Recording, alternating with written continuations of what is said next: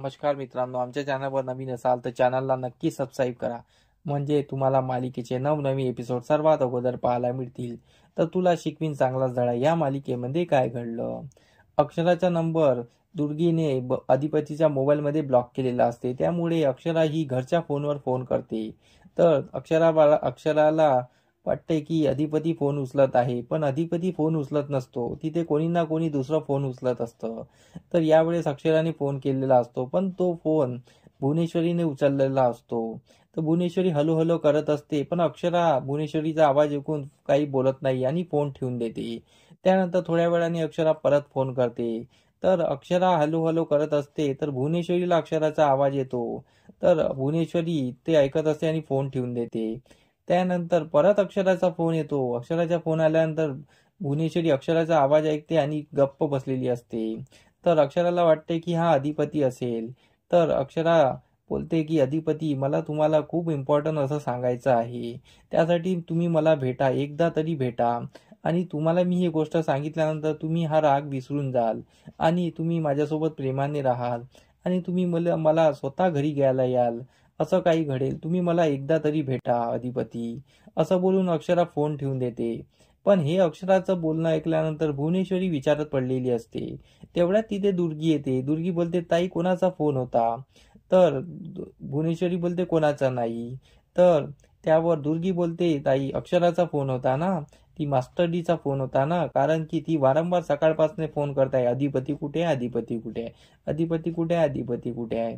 मी तिला सरळ म्हटलं की अधिपती आम्हाला काही सांगून जात नाही आणि अधिपतीसाठी आम्ही काही रिकामटेकडे नाही आहे.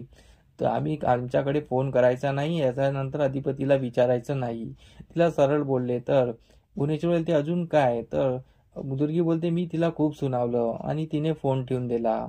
तर यावर भुवनेश्वरी विचार करत असते. भुवनेश्वरीला विचार करता पाहून दुर्गी बोलते, ताई काय विचार करती आहे? पण भुवनेश्वरी हे विचार करती असते की अक्षराला कोणतं इम्पॉर्टंट अधिपतीला सांगायचं आहे. पण भुवनेश्वरीच्या मनातलं दुर्गी ओळखू शकत नाही. दुर्गी वारंवार विचारत असते.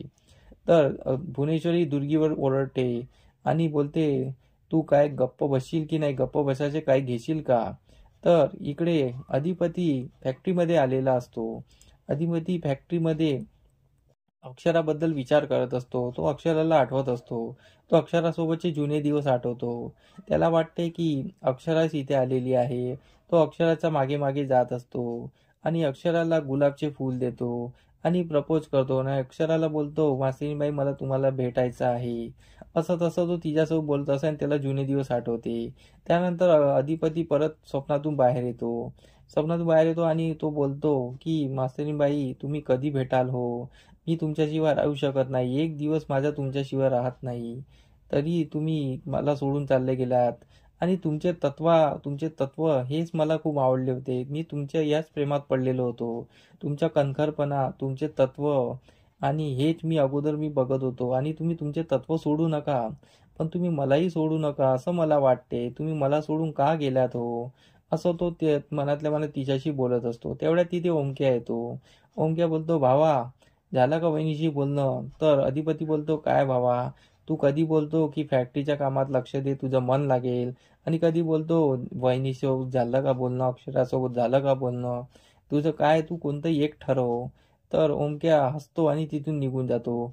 अधिपती परत अक्षराच्या विचारात असतो आणि अधिपती बोलतो की हा ओमक्या वारंवार विचारतो म्हणून मी तुम्हाला कॉल करायचा विचार करतो. पण मी ओमक्याला बोलतो की की मी काही कॉल करणार नाही, पण माझ्या मनात पण असते की मी तुम्हाला कॉल करावं, तुमच्याशी भेटावं. इकडे अक्षरा विचारत असते की अधिपतीसोबत कसं भेटायचं. अधिपती कधी फोन उचलत नाही आणि मी जो कॉल केलेला तो अधिपतीने उचलला होता का? ते अधिपतीच होते का? कारण की ते गप्प का होते आणि त्या जागी कोणी दुसऱ्याने तर कॉल उचलला नाही. अक्षराच्या मनात कालवा कालाव सुरू असतो. तर अक्षरा विचार करत असते की अधिपतीला लवकरात लवकर भेटून सर्व काही सांगावं, खरं सांगावं. तर परत तिचा अक्षराचा फोन वाजतो. अक्षराला वाटतो की अधिपतीचा फोन आहे.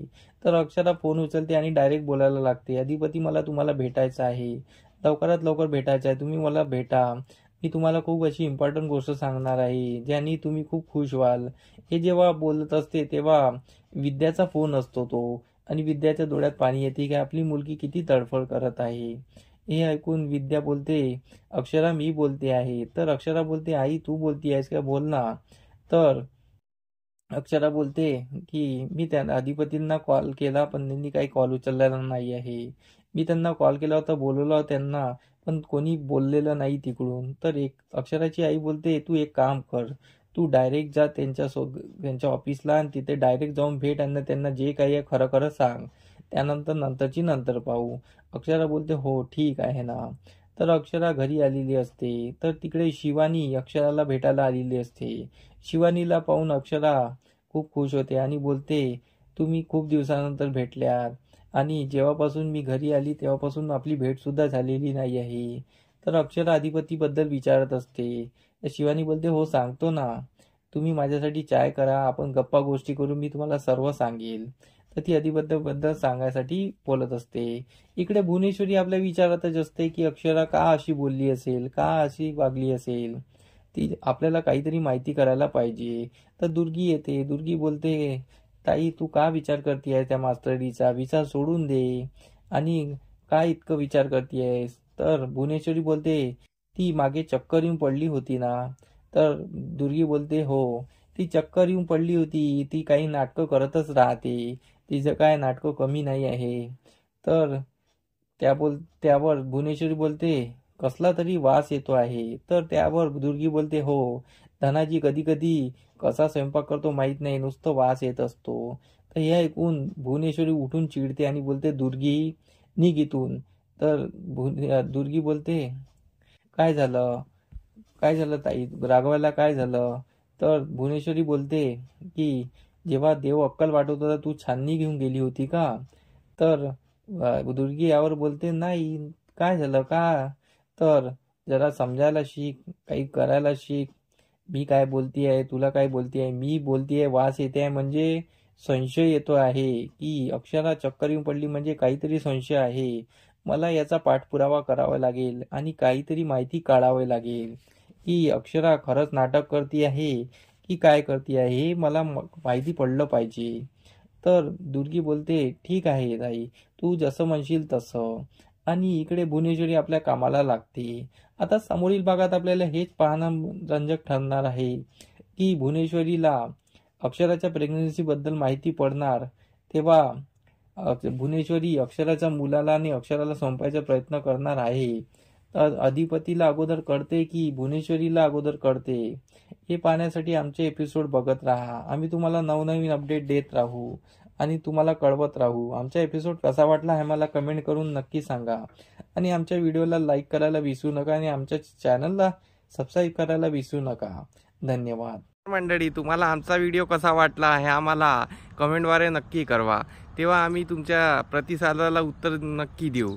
आणि आमचे व्हिडिओ बघत राहा. आमचा व्हिडिओ किती छान वाटतो हे आम्हाला कमेंटमध्ये नक्की सांगा. धन्यवाद.